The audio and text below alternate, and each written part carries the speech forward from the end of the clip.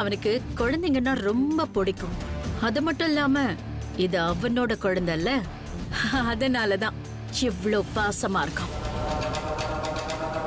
இவன் குழந்தை மேல இவ்ளோ பாசமா இருக்கிறத பாக்கும்போது எனக்கும் சந்தோஷமா இருக்கு. சரிம்மா, நான் ஒரு முக்கியமான மீட்டிங்ல இருக்கேன். நான் அப்புறம் கூப்பிட்டுமா? சரிங்க அத்தை, நான் வச்சிடுறேன்.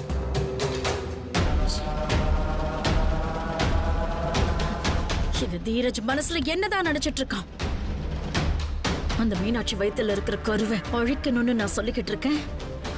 ஆனா நான் அப்படி சொல்லும் போதெல்லாம் சரி சரின்னு மண்டை ஆட்டிட்டு எனக்கு தெரியாம அந்த குழந்தை மேல இப்படி பாசம் காட்டிட்டு இருக்கான். பிறக்கிறதுக்கு முன்னாடியே அந்த குழந்தைக்கு இவன் பொம்மெல்லாம் வாங்க ஆரம்பிச்சிட்டானா? வரட்டும்.